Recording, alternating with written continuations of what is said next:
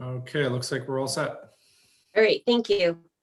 Good evening and welcome to the April Park Central School District Board of Education meeting on April 20th, 2021. Please stand for the Pledge of Allegiance.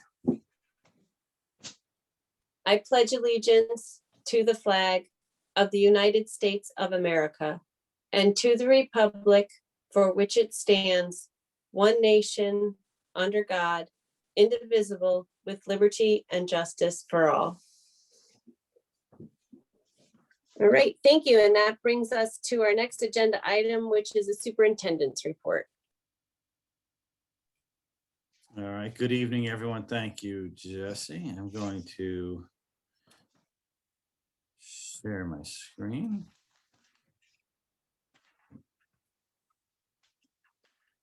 All right, so we have our agenda. The report for this week. We have a couple of events I wanted to highlight that are coming up at the high school as we continue to really search for ways to engage our students.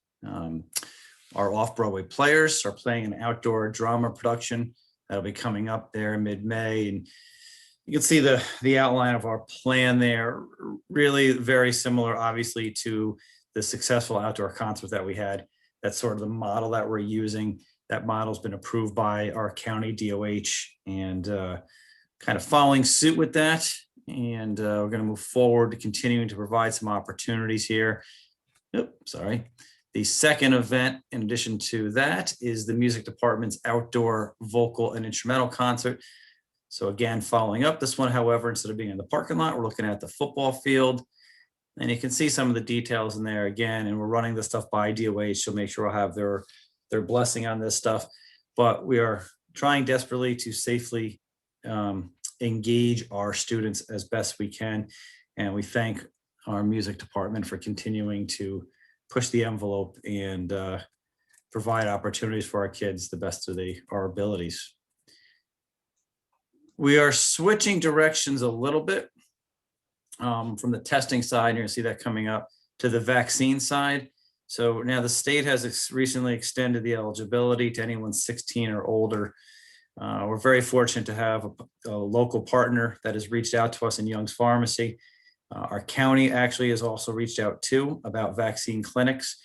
The one that we're working on now is with kind of in conjunction with a local school district or two, depending on how the numbers shake out.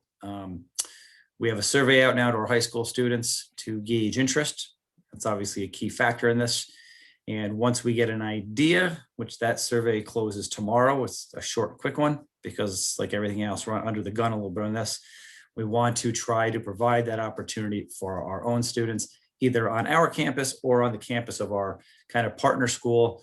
And if that doesn't work out, there's also, as I said, an opportunity with the county to do some clinics, possibly even on our own site.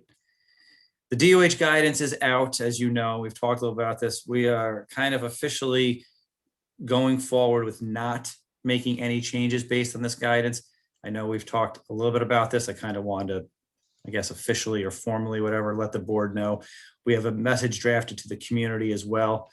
This includes a few big things, the 12 feet to 6 feet in music and the 6 feet to 3 feet overall.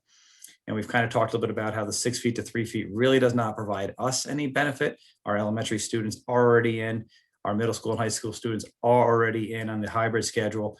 We really don't have the ability right now to bring them back for a variety of reasons, county transmission zone rankings and the stuff that we have in trailers that we'd have to bring out, and busing. And the big one, of course, is meals. They didn't change that guidance. The other thing that we've decided to do is stay with the 12 feet in the music department. This was one of probably the tougher decisions as we really went through it. We've talked with our nurses, we've talked to the music department, we've had 1,000 conversations, we've talked with our DOH. The big issue for us is that our county DOH has been pretty clear that they are not going to change their quarantine guidelines. So even if we go from 12 to 6, they are still going to quarantine, which would be following the state guidance. They would still be quarantining out to 12 for the ensemble groups.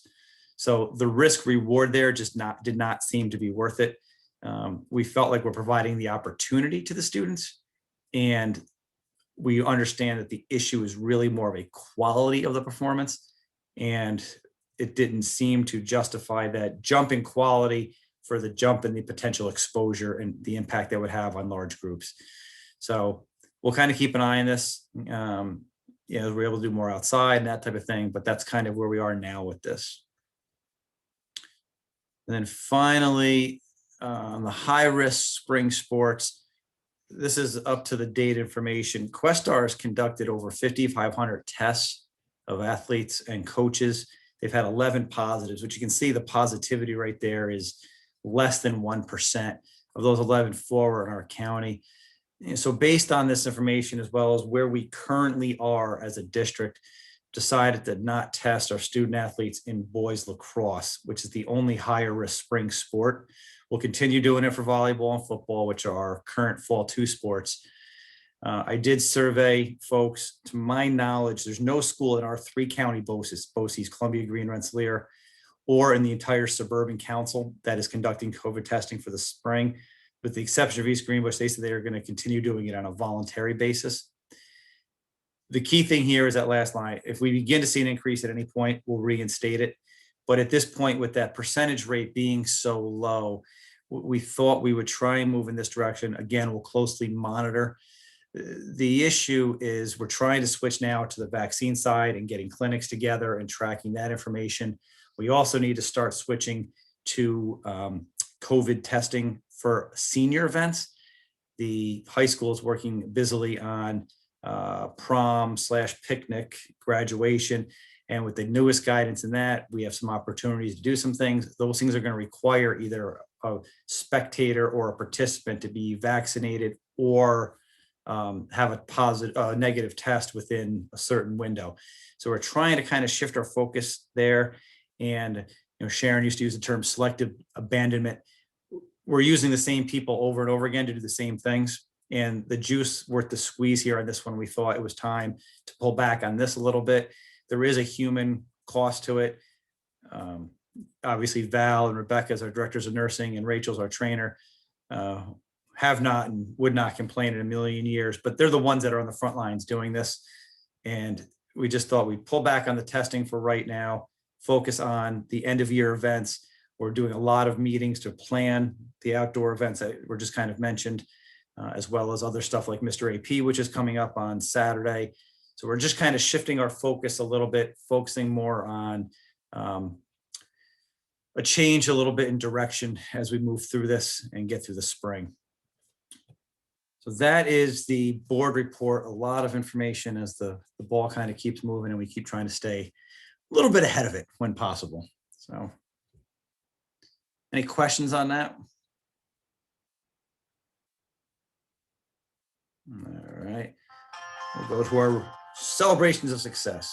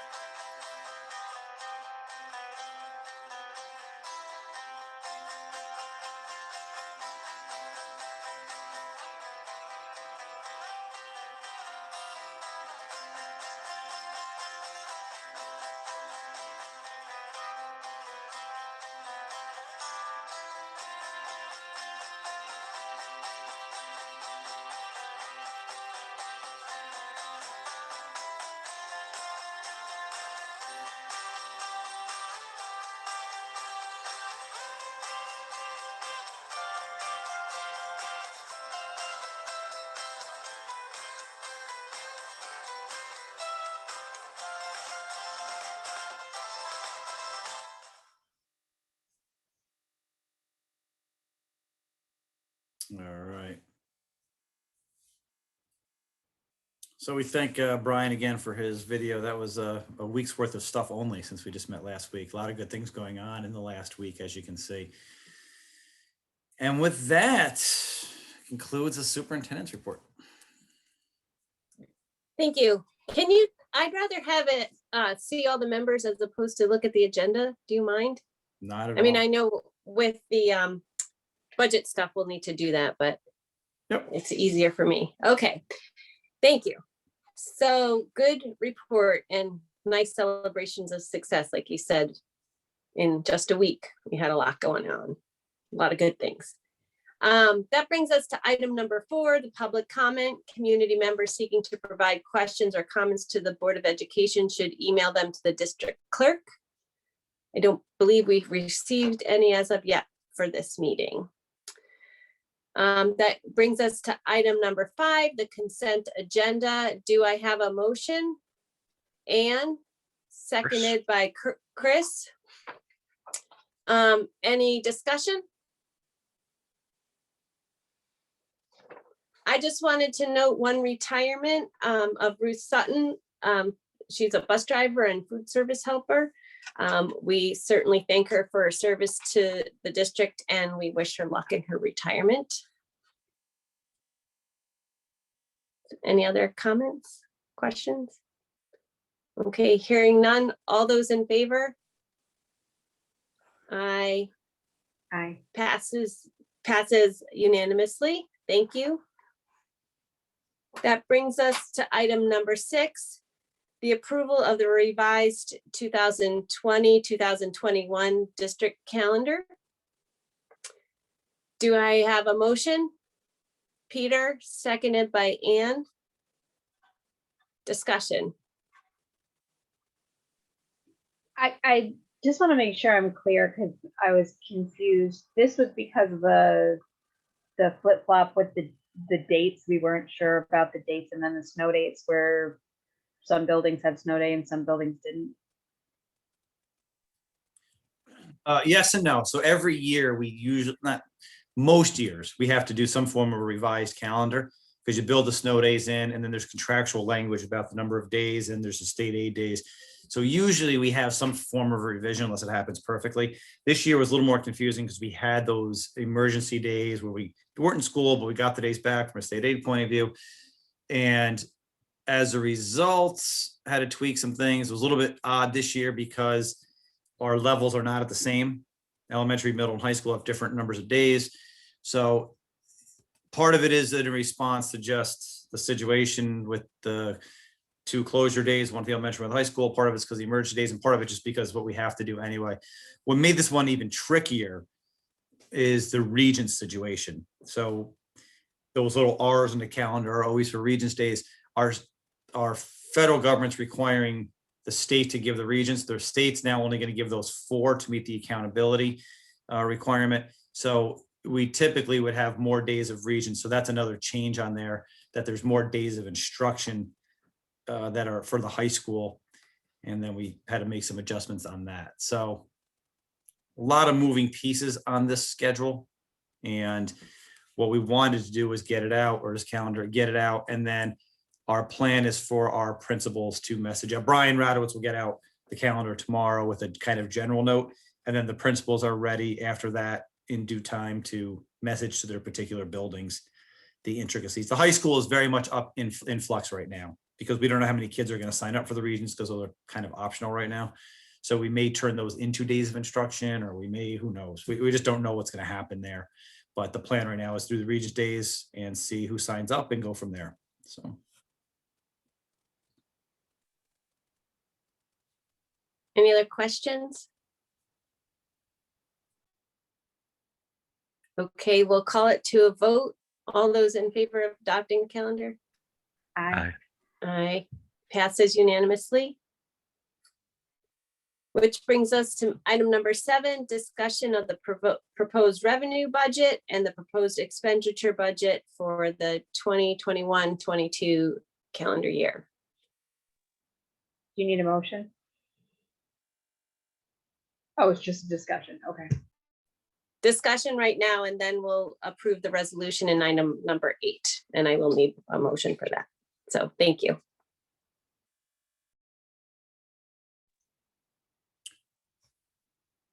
So I think with this one in particular, I think Michael always says the budget's current and accurate until 5 minutes after you approve it, and then something changes, right?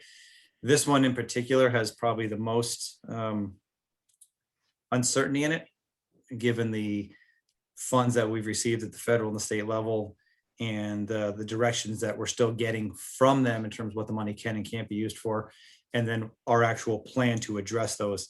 We're meeting pretty, I can't even say daily, more than daily, to address summer school and develop a plan for that. And what will that look like this year? Because we have money spent on that. To address the learning loss component, which would, we're talking about bringing back teachers, especially in the AIS level, which is where we were cutting folks, to help close that budget gap. We're talking about adding social workers to address that social emotional concern, and trying to beef up in those areas, all while figuring out and finding out and following the requirements of not going off that cliff, and being able to have these positions kind of drop into the general budget over time. Our plan is kind of do that through people filling in for future retirements. So all of this stuff is very much in flux right now. And I think probably more than even in most years, need a little bit of trust that we have a plan that we're going to continue to develop and work through. I know Michael's got some information, I believe, to kind of share and talk through as well in terms of a little more of the details.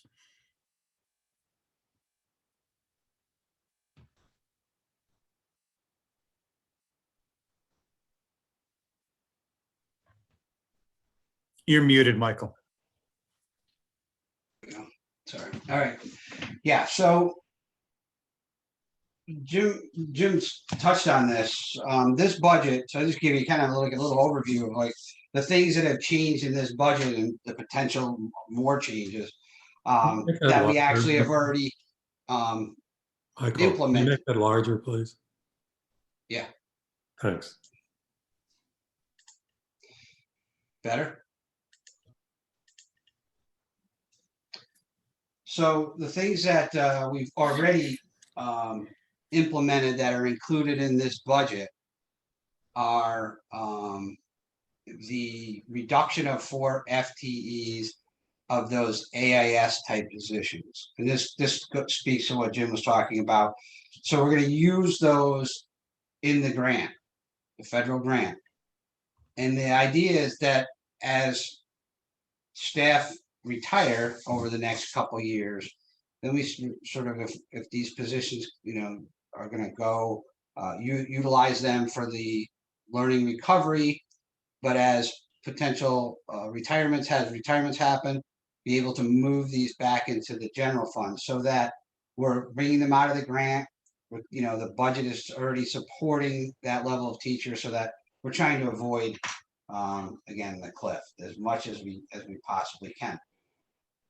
So this budget includes, so those were changes from the last time we talked, and it also includes 1 extra day of our communication specialist from BOCES, and it also includes, which we had talked about last time, is $250,000 that's in the buildings and grounds area for if the capital project doesn't pass, we're going to need some of those revenues to some of those expenditure resources to potentially do fixes to those areas, whether it be roofs or boilers or things like that. It's really not enough, but that would be the idea. I'm hopeful that when we go out for the project, that it does get approved. People will understand the importance of what we're trying to achieve for the district. And then in that case, if we don't need those resources for that line item, we're going to reallocate those to debt service for that project. So what that'll allow us to do is when we do go out for the project if we know those resources are going to be available. I think we're looking at potentially like a between 0.5% and 0.75%, maybe a little bit more project impact on the tax levy. So that'll be helpful, I think, too, to getting the project passed when we talk, when we take it to the public in the fall. So that is in there. The communication specialist in and the 4 FTEs extracted. So does anybody have any questions on those things? Okay. This is the 3-part budget. I actually never have showed this to you. Not many, Doug would know what this is because it's a required part of the public document. So we have to do a budget document that has several components in it. We actually share that with the board. There's a lot of information in there. And this 3-part budget was implemented by the state years ago as a way to show how districts are spending their money administratively versus the actual program investment and and the capital component of it. So I thought this would be interesting for you to see. And just as a so you get a sense of these, you see the larger budget, the line item budget, and there's so many line items. This condenses those areas into the cost of the board operations, all the things, the central office staff, and it's everything. It's all the salaries and materials costs and contractual costs, all those kinds of costs, except benefits that are combined into these codes. And it's finances like the central office or the business office and treasurer and all those things, auditing and account, all the different auditing that we have done. The legal services, of course, that's our school counsel, our personnel office, which is HR, records management, public information, which is our BOCES service, and some other miscellaneous expenses. So the operations of plant and the maintenance of the plant, the buildings and grounds, they're considered a capital in this 3-part budget that's required. And then the security of the plant, that's our school resource officer, some other smaller things. But we also have some money built in there this year for COVID-related reopening expenses, whether they be, the supplies and materials for cleaning and our tent rentals and things like that. That's something too I wanted to point out when I was talking earlier, is that there are items in the budget right now, in the general fund budget, that we may very well, again, not spend those resources within the budget, which will help us in the long term because it'll give us monies at the end of the year that we can, include into our reserves for future use. Things like the summer school, where we always have budgeted, for the summer school work that we do. We may be able to utilize some of the federal funds to offset that and not spend out of the federal money.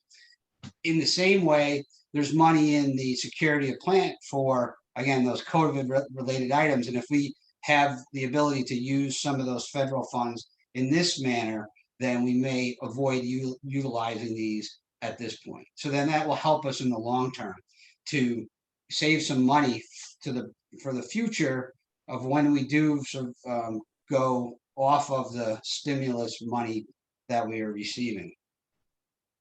Central services, that's just the data processing from BOCES, the work that they do for our special items is our insurance, water, sewer, our memberships into various professional associations, NISBA, rural schools, and those things.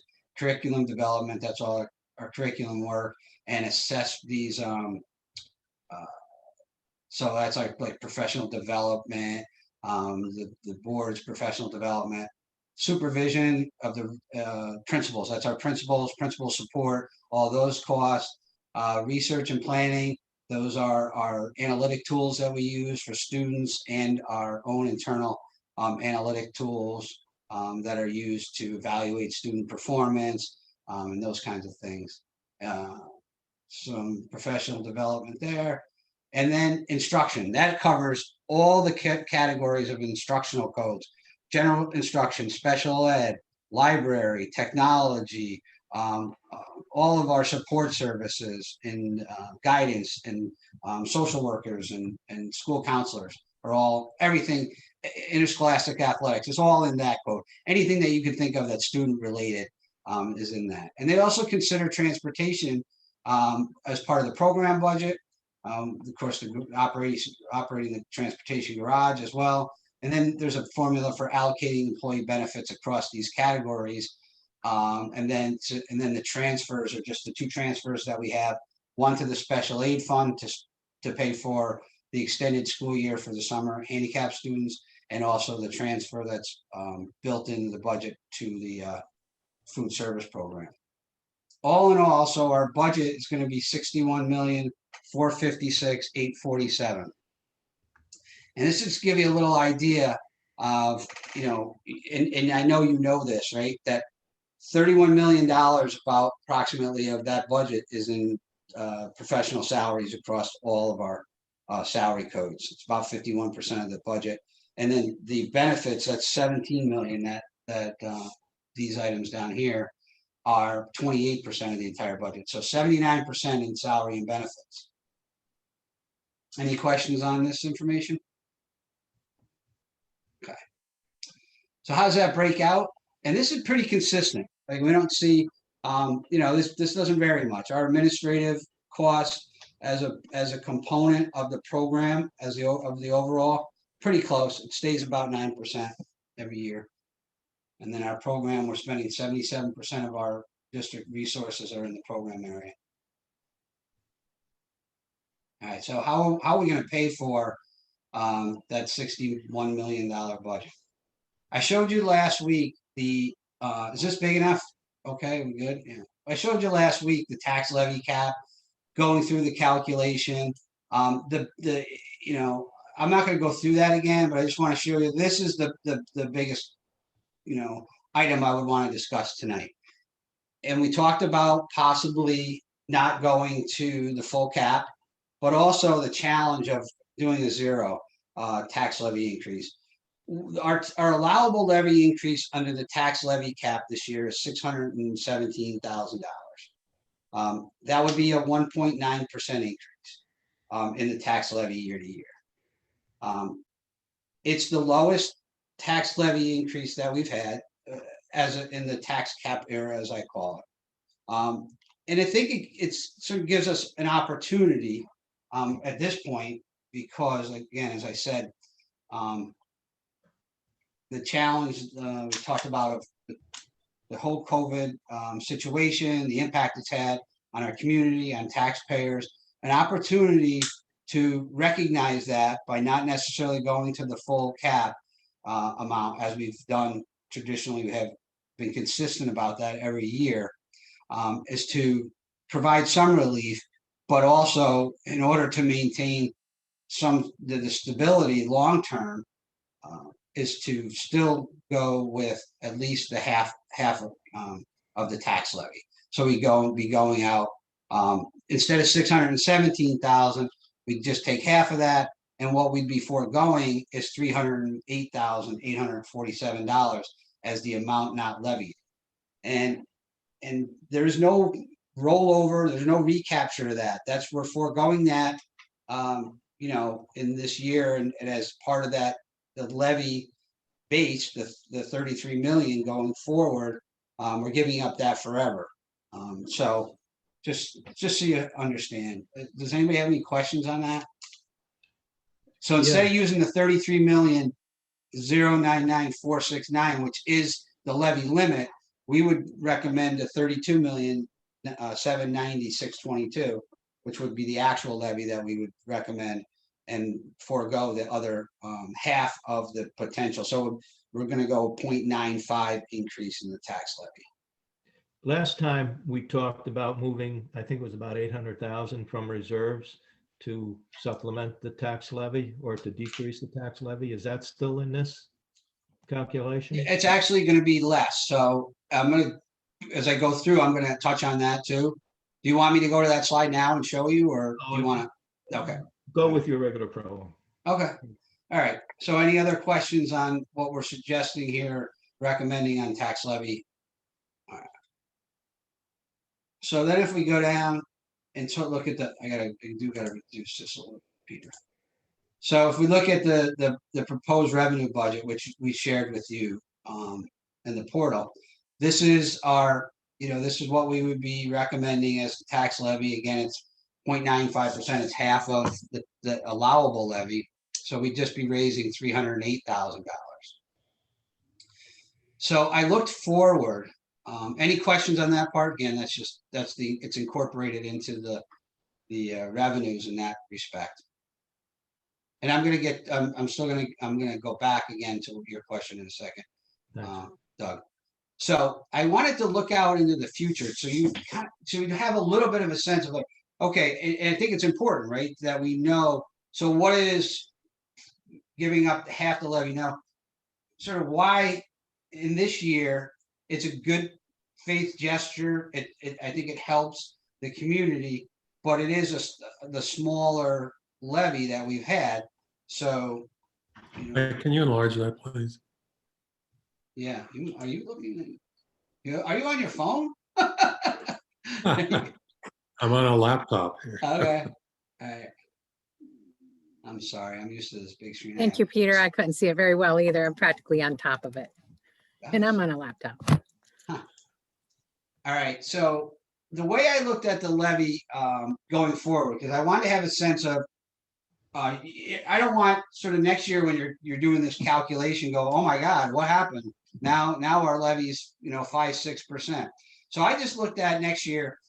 If the growth factor stayed the same, the capital exclusions are pretty set. We know what our debt service is going to be, and we know what the state aid on that debt service is going to be. So we know what the capital exclusion is going to look like going forward. I just said, okay, what if next year, rather than 1.23% as the levy limit, which was really low, that levy limits the CPI increase year to year. So if we do see an increase up to 2%, which would be the maximum, what would that translate into next year if we went to the full levy? And we would be looking at about 3.21. So not drastic, but it's an increase, no doubt about it.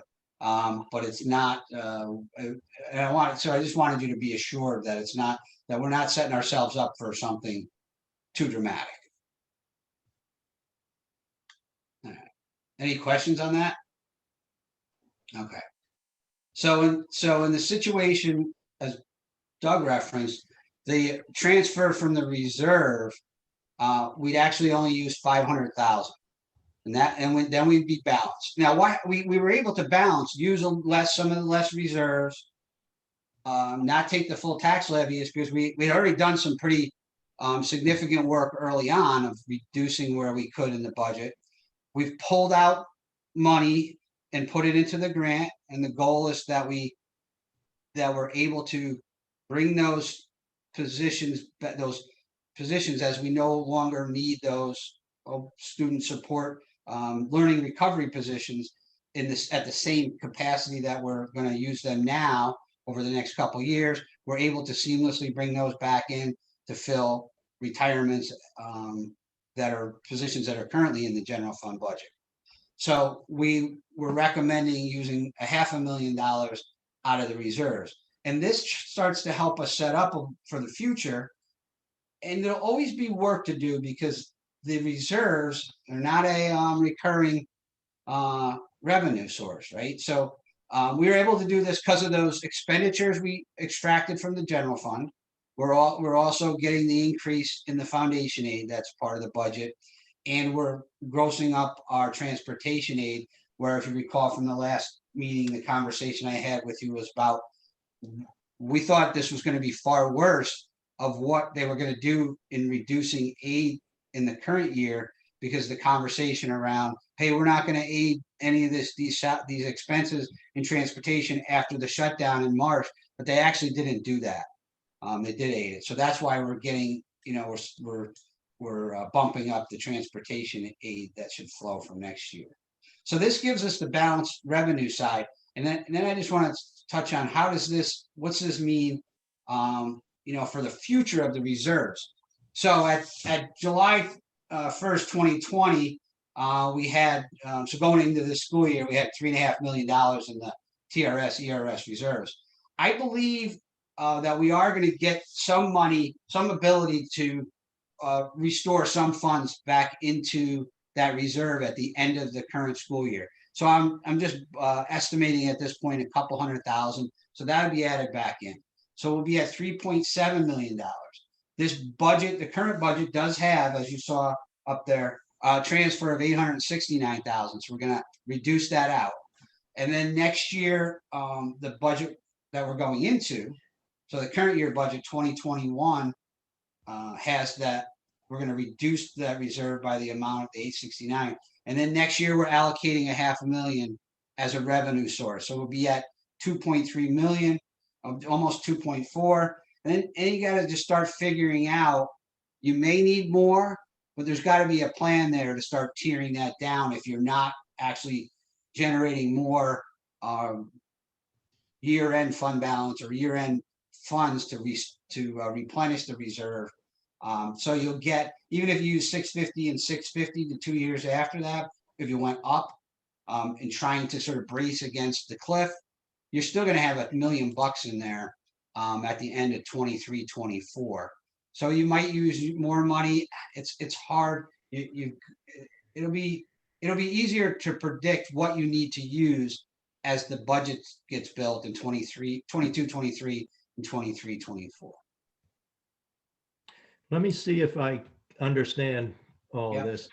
Going back to the other page, and you don't have to go back to it. Slide, yeah, I can just shoot up Instead here. of the, yeah, right there, instead of the 800,000, you're only transferring $500,000. Correct. But if 1 percentage point of the tax levy is equal to about 300,000 plus, if you transferred the entire amount, you could offer the taxpayers a real bonus of having a 0% tax levy increase. Is that right? Well, yeah, you could, and you could also argue then that if we made this amount, so we have, I would be in favor of that we have because three. Well, I mean, you could Our take the employees- argument one step further. Then you could say, yeah, we have these reserves of 3.7 million. Well, we're going to have, let's say we're going into next year with 2.8. Why don't we make this 1.5 million and give them a tax reduction? Well, I think 0 would be a bonus, just like the bonus we're giving some of our employees to the taxpayers. We I want to agree. Spread out some of that wealth that we're. It could, but then what happens is this money runs out faster. And at some point, then what you're creating is a situation where you're going to have to either go for a tax levy above the cap. So you're looking for a super majority vote, or you're going to have to cut more. I'm trying to, I guess I'd say, I'm just trying to do both. I'm trying to I understand. to protect the program and Yeah. also to recognize the challenge of the circumstances. I appreciate that. And one of the assumptions I think you're making is that part of that $4.5 million can't go back into reserves. Is that correct? Oh, the 4.5 million that we have. Well, So, not directly, not directly, but it goes to what I was saying before.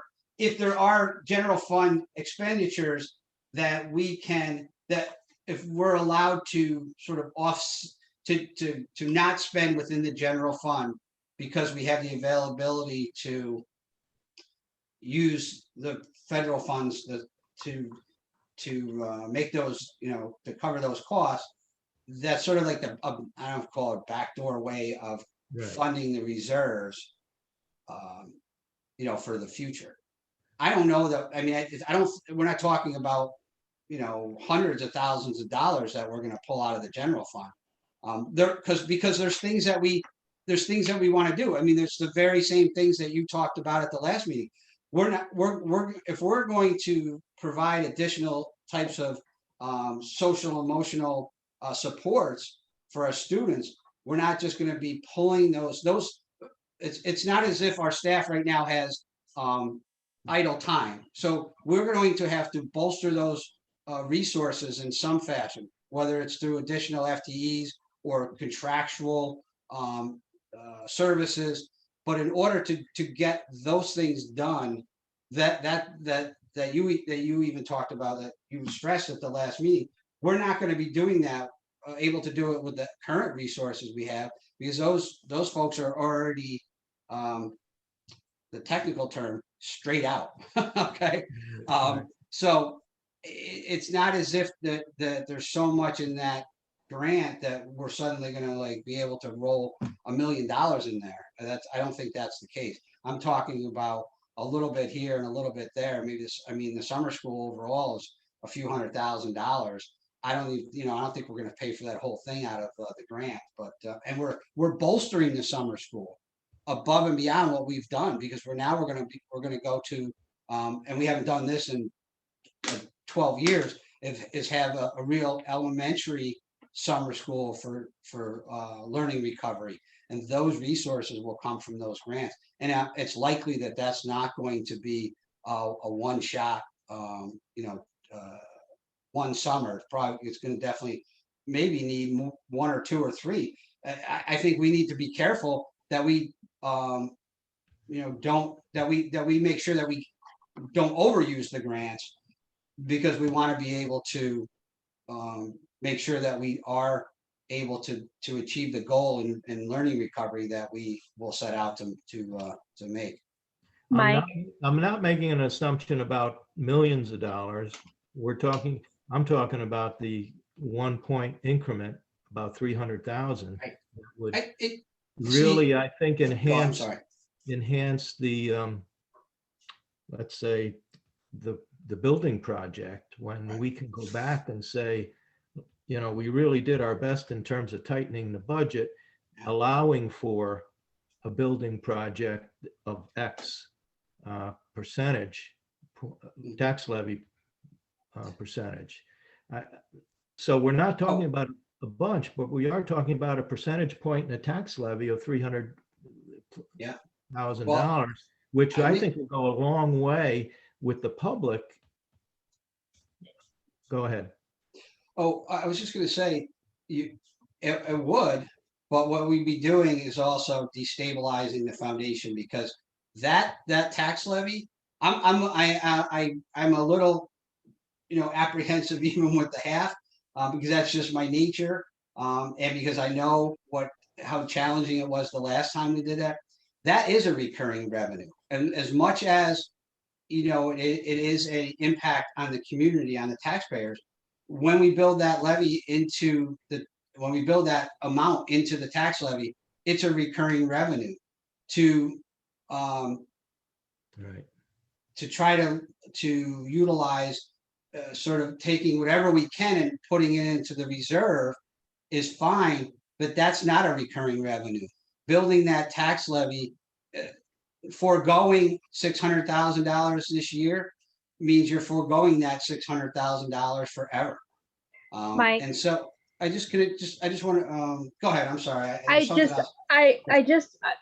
want to recap on our prior conversation, because you're bringing us, I think, exactly what we had originally discussed and asked for in regards to sort of that middle ground where we use some from the reserve and some from the levy. Because if I recall from the original conversation, we were, prior to the release of the federal funds for the stimulus, we were facing, as many of the districts in the state were, a pretty substantial cut to state aid. That sort of these funds have now sort of offset that a little bit to make it not look as bleak as it did originally. But also that because we don't know after, now these funds are only good for 2 years, and you can correct me if I'm wrong on that. But then once we get to the other side of that stimulus package, we look to be on track to go back to that same bleak sort of state funding environment down the road. Like, we might need to spread out our reserves. Was that was where we were, right? Because I thought that the conversation was, and I get Doug's point, I do, in terms of community buy-in, I get it. But I thought that what we had originally discussed was that midway point, so that we wouldn't have to ask for the full levy. We could provide some relief to the community, but we wouldn't also be putting ourselves in a very precarious position later on. So I just want to make sure that I'm clearly coming from the historical point of what we're looking at now. That's accurate. And also, I should point out, and I apologize that I didn't, because this is an important factor. This state aid, this increase in the foundation aid, the 337, that for us, okay, so you have to understand the foundation aid is based on student enrollment. When they're talking about the foundation aid, there's actually built into the budget bills I think it's 3 years, it may be 4, but I'm at least 3 years. Built into the budget bills are automatic increases for districts that were underfunded based on the foundation aid formula. We are not underfunded. So we next year there's ours. If there's no sort of additional funds that are allocated, that's it. That's our foundation aid. And the reason why we aren't going to see an increase is because that I said the foundation aid formula, which was developed years ago, our amount is based on a student enrollment number that's 500-600 students. I think about 500 less than it is now. So we aren't seeing growth in the student enrollment, and so we got basically the save harmless money this year. We got the 2%.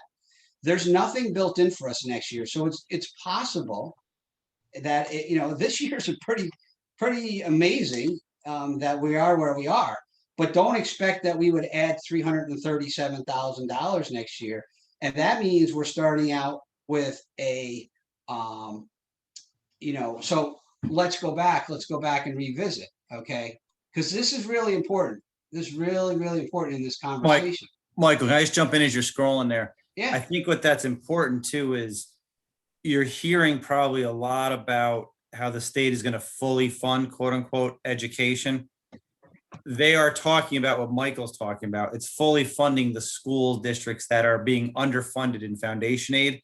We are in the overwhelming minority that are not being we are good. We are not going to get more money. We are in the small portion that is going to either be frozen or maybe get something here and there, but certainly nothing we can count on.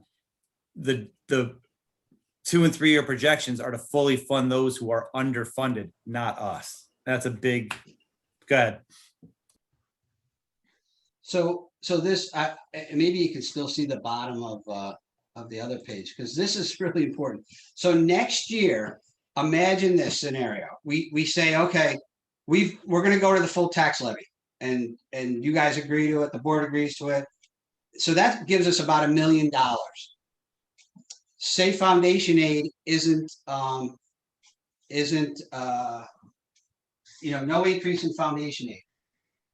Our budget, and then we go to that $650,000 amount that I talked about for instead of the 500, which is this year, we go up to that 650. So we're going to add 1.2 million, right?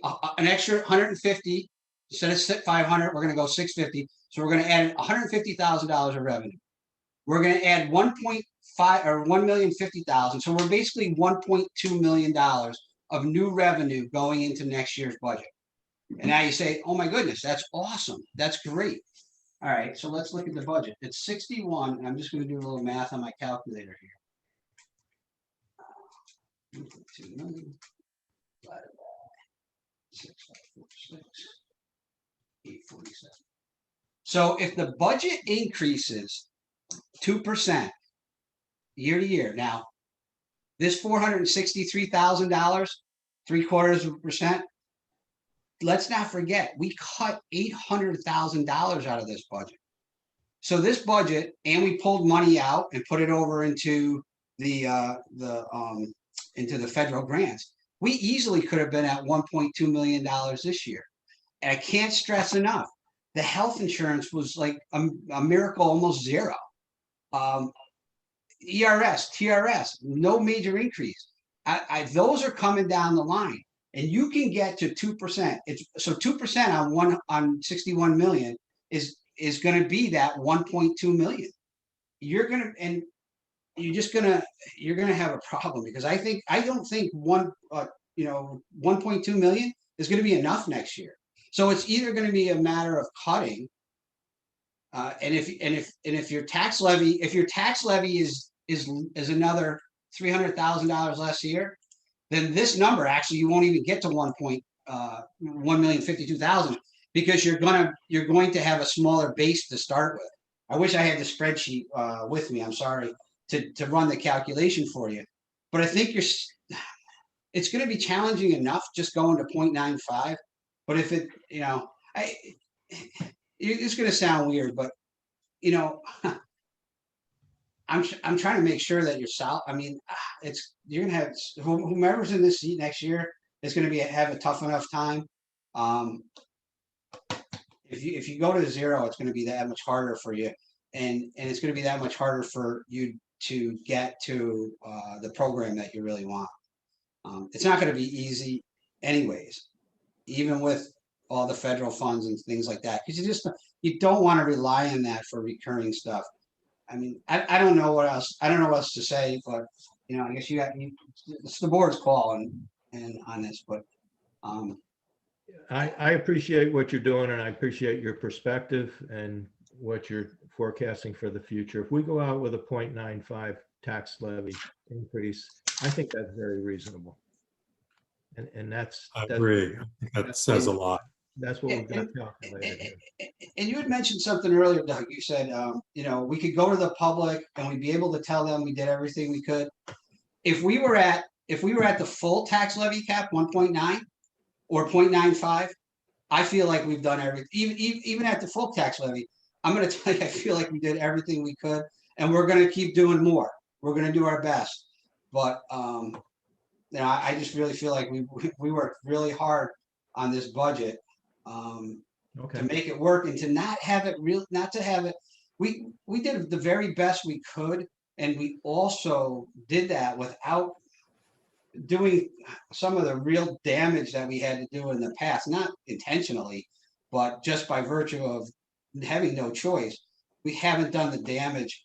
I wouldn't want to see you back in that position in the future if we can avoid it. So I agree. As things change in terms of the usage of those federal funds, do you anticipate any major changes in terms of allowing for other expenditures that maybe we didn't anticipate being used for? Not at this point, but we're there's more information becoming available. And I guess you could look at it this way too, Doug. If we do well, all right. So, and when I mean well, I mean, all right. So say we come out with more than 200,000 this year. We're able to offset a lot more than we anticipate at this point from the general fund. So we're able to shore up the reserves. So maybe you look at the tax levy again next year, and you're not saying, okay, we don't have to go here. Okay, maybe so you have another year to get some more information. The finances become clearer. The longer term becomes more clear. And maybe you're not going to 3.1 there. It could be 2.5, 2.75. But let's not be, in my word, too radical in this current year, where we're filtering through a lot of information and trying to maintain stability and the foundation. And we are doing trying to do the best we can for the community, and still maintain their school district in a viable long-term manner. And that's my closing argument. I'd just like to add that I completely understand Doug's perspective of the optics of being able to tell the taxpayers, hey, we're going to come out with a 0% increase. But I think the big takeaway here, it's been said a couple of times, is this is not a one-year thing where we plunk some money into the budget and say we can go without an increase at all. we're talking, this is forever because it gets carried forward. So you're not talking about 800,000 or 600,000 this year. You're talking about 600,000 every year, plus whatever else we're going to have to make up. And I know it's been said a few times, but I think it's important factor to understand. And I agree with the meeting in the middle, so to speak, with the 0.95 and setting us up. I mean, that's a huge part of budgeting is not just the upcoming year, it's the next 5 years, the next 10 years. And if we're going to shoot ourselves in the foot, you know, we're going to hurt people more later by helping them a little now. But I think that this is a good faith budget put forward saying, hey, we recognize the struggles of families, and you know, this is a balance. It's a compromise. And to me, I know how important the capital project is. And I feel like even with this, with the less than 1%, we still have a strong footing to go to the community and fight for the capital budget as well. That's my take. I agree.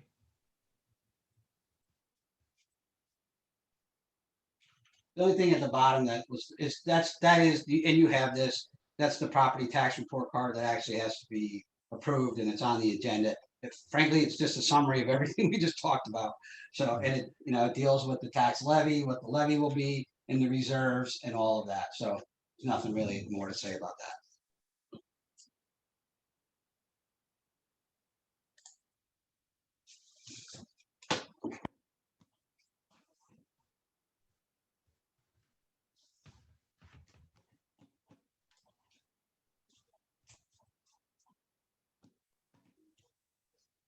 So is that, I'm assuming that's the end of the revenue budget presentation. Does anybody have any questions on that?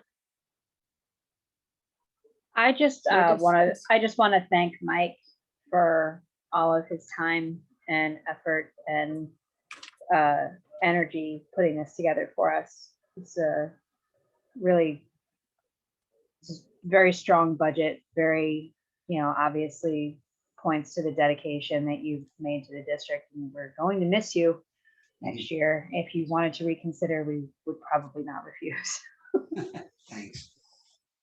You know, that I always say that the budget is a product of, you think, go back to the beginning, I'll be brief, but you go back to the beginning of the budget presentations. I mean, so many people worked all together. I mean, that's one of the great things about our district is we do have such a great team. Our, you know, our building leadership and our departmental leaders, our central office, you know, we all work and we have a, you know, I think a very focused and collective vision.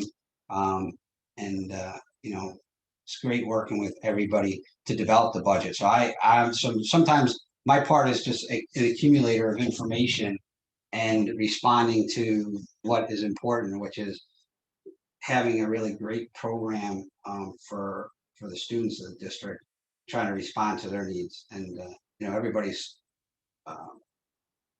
unanimously focused in doing that. So I thank everybody else for all that they do to make it happen.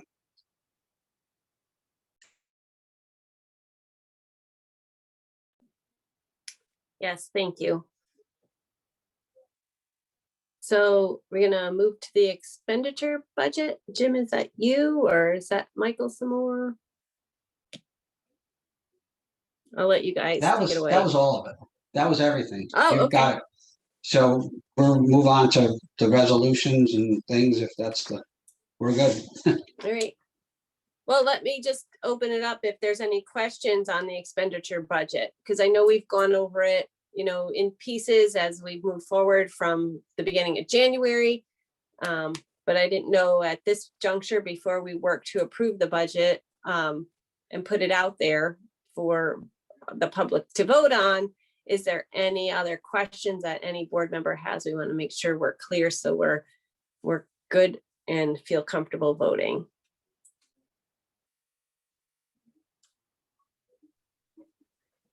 I think it's a very well-crafted budget, and I'll echo what Megan said. A lot of work goes into that, and we appreciate your efforts, Michael, and those of your staff. Definitely.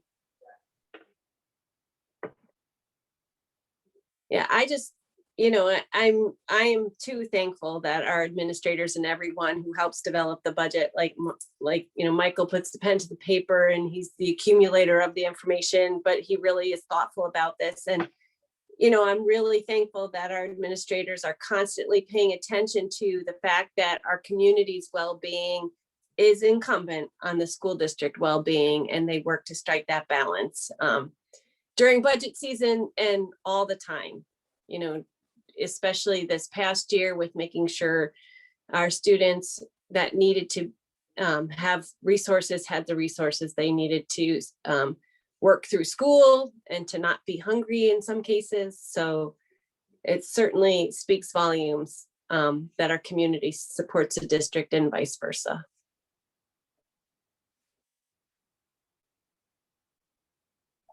Well put, Jesse. Does anybody have any other questions or thoughts?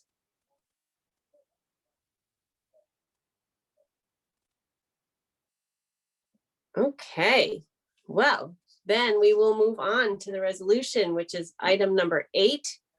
Be it resolved to approve the proposed school district budget in the amount of $61,456,847 for the 2021-2022 school year, for presentation to the residents of the Averill Park Central School District at the budget hearing on May 10th, 2021, and for vote of the qualified residents of said school district on May 18th, 2021.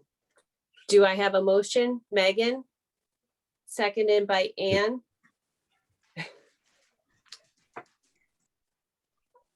Any other discussion?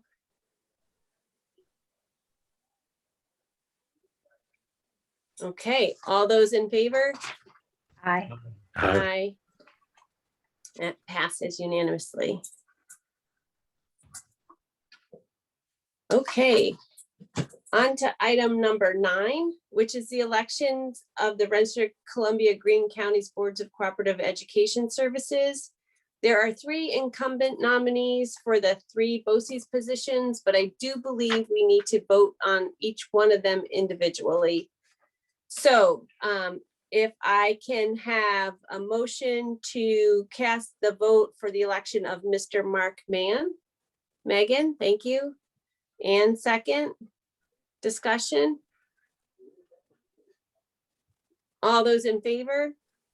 Aye. Aye. So 6-4-0 against.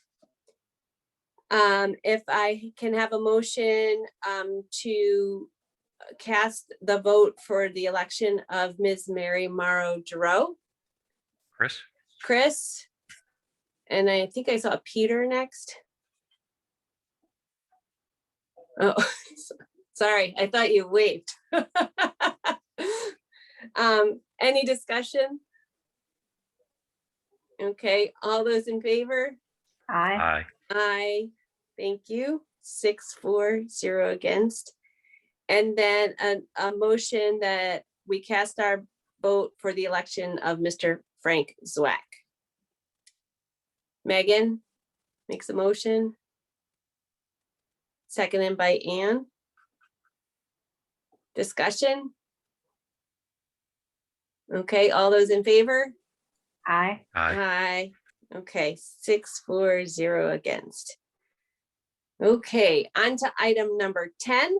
The administrative budget for the 2021-2022 school year, which is a resolution that the Board of Cooperative Educational Services of Rensselaer, Columbia, and Greene Counties is authorized to expend the sum of set forth in the 2021-22 tentative administrative budget document in the amount of $6,710,997. Do I have a motion? Chris, seconded by Megan. Discussion. I have a question, just in terms of feedback, because I read through it, but being that this is only my second year, I don't have a basis for comparison on how this budget affects our operations. So I'm curious, Jim, if you could, or Matt or anybody, what are your thoughts on this budget?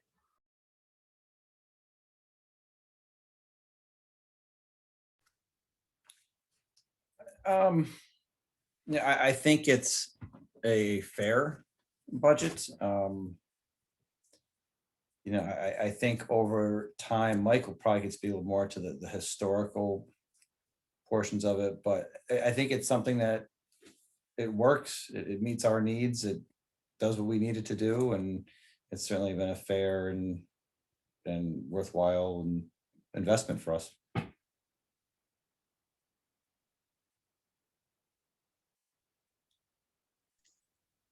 Yeah, right. What do I always say? Competing priorities and limited resources. Tons of things we'd love to do, but you got to do what you can. And like you said, the minute that the budget's passed, it becomes obsolete. Something's changing, and we'll have to adapt. There are no And that's retirement funds in that budget, are there? No, what? Retirement funds.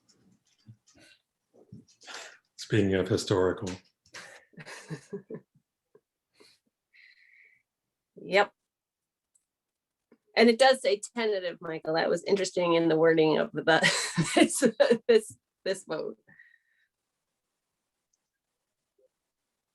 Does anyone have any other questions or discussion on this BOCES admin budget?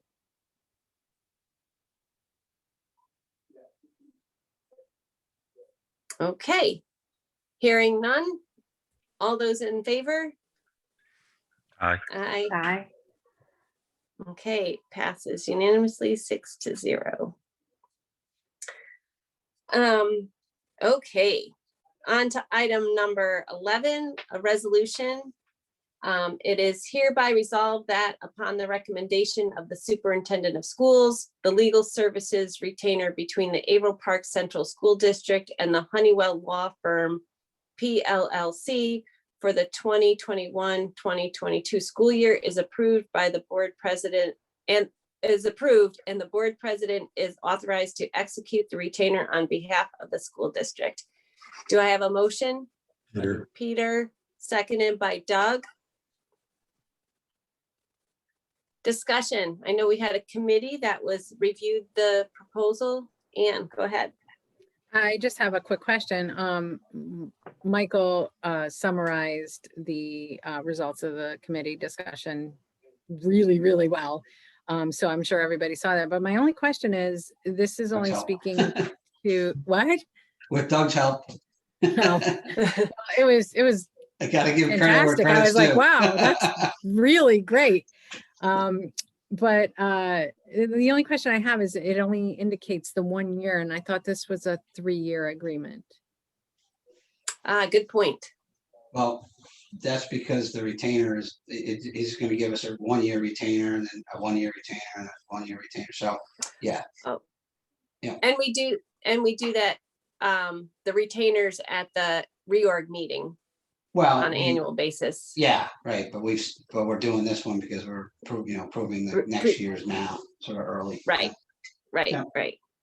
Yeah. I mean, it's really more or less in that, we're making a commitment, so to speak, of, that we're not going to bid this out again on, for a 3-year period, potentially, right? But there's actually language in that contract where we're not bound, like, so there's termination language, so. Thanks for that clarification.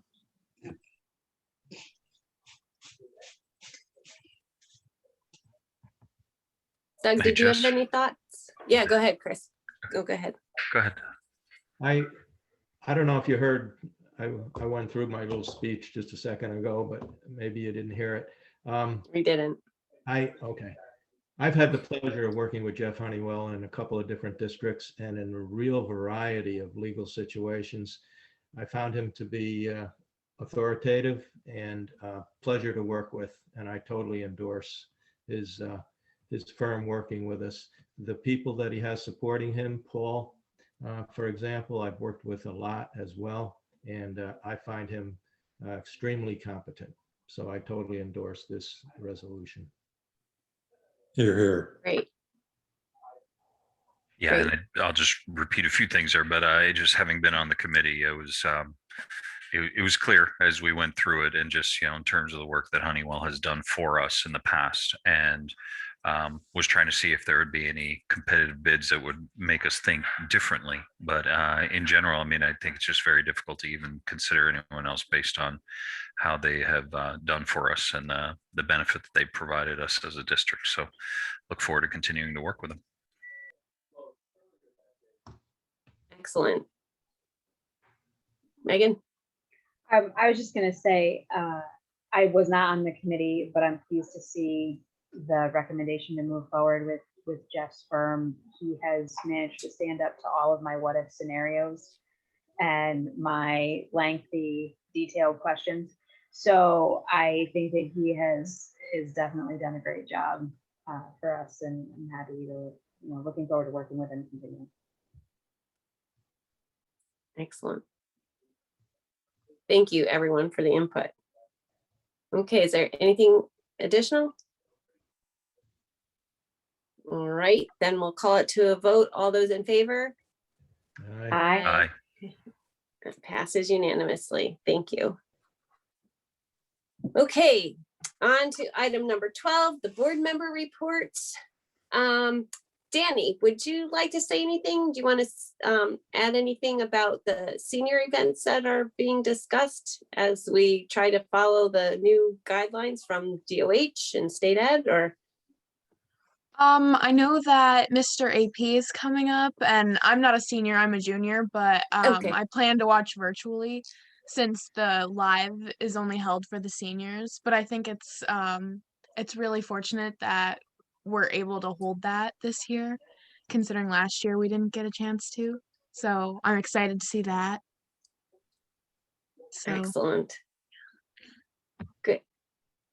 Is there anything else you want to add, or are you all set for tonight then? I just wanted to say that I thought the budget was also very impressive. So good job to Mr. Weemet for that. And that's about it. Okay, thank you. Anne? I have nothing to report that I haven't already said. Thank you. Okay, thank you, Anne. Megan? Thanks, Jesse. I just have a couple of things. I really have been appreciative and impressed with the district administration for all of the different opportunities that they've presented to as many students as possible, thinking outside of the box, giving OBP the opportunity to put on a play and the music department to put on concerts, and the different ways that they've managed to work around these restrictions, because we are still very deep in a pandemic. So trying to preserve that normalcy for the students, I know it's important to a lot of them. Also, I just want to give a shout out for the Every Student Every Day podcast. If you guys haven't checked out the podcast, it's a fun listen. So I don't get a lot of time in my day, but I have been listening to the podcast. I have found it to be informative and entertaining, and I think it's really great. And I look forward to future episodes. I think it's fantastic. Highly, highly recommend. So if you haven't listened to it, there's already a few episodes out there, all great content, and great job, Jim. Feel free to share that review on Apple Podcast, Spotify, or wherever you get your podcast from. So thank you, Megan. I appreciate that. And thanks to Brian Radowitz, who's the, like always, the man behind the curtain who makes us look good. So thank you. Excellent. Thank you, Megan. Doug? I just wanted to say, Mike, I appreciate the work that went into the budget. I know how much work it is to put together all those numbers and all the sheets for us. And I hope you don't interpret my questions or suggestions as criticism in any way. They're just meant to provide a perspective and perhaps additional thoughts for us to knock around. So I appreciate what you've done for us. I think it's a good budget going out this year. And again, thank you. Thank you, Doug. Chris? Okay. I echo what Doug shared there in terms of the budget. Very well put together. I think all of us go through this, and there's the peaks and valleys, and trying to hear what the feds, the state, various other groups will be looking to provide. So I think that we've got a very strong one to put out there for folks in May, and hope that it kind of helps carry some momentum here, and it keeps us in kind of a conservative pattern so that we're not overextending ourselves and still have some of that foundation, as Michael calls it, to ultimately be able to call on if things do end up being a little further south come future years. And I'm going to try to read this because I thought I'd try to do it a couple different ways. But with the submissions yesterday in terms of folks who are going to be petitioning to run for election this year, I just want to be able to share that, it's been a great 12-year run, but I've decided not to seek re-election. So time to see where else my services can be used, leveraged, taken advantage of, whatever we want to call them. Want to thank the public for having faith in me, and my current and former board members for their collaboration, as well as obviously Dr. Franchini and all the staff in terms of the dozen years here of working together. But this district means a lot to all of us here, as well as others who are actively participating in things. And even though there are many challenges that lie ahead, I'm very confident that the group here that's assembled on this call will continue to do great work and take care of things. So hats off to Dr. Franchini and his team. I'll always be available to continue to assist in some form or fashion. So keep me in mind for things as we go forward here. And thanks again. That's great, Chris. Thank you.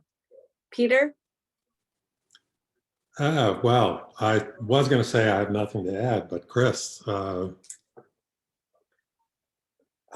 guess I'm shocked, but it's been great being on the board with you for almost that same amount of time. And I'm going to miss you. We'll catch up for sure. So other than that, everybody be safe, be well. Take care.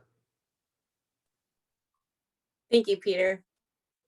So yes, I agree with Peter. Chris and I have served on the board for the same amount of time thus far, and I sure will miss them, as we've had lots of conversation over the past almost 12 years about lots of board stuff and other things too. And I certainly will miss his friendship and camaraderie when he rolls off, but I certainly can appreciate that he is doing that, and enjoy your time.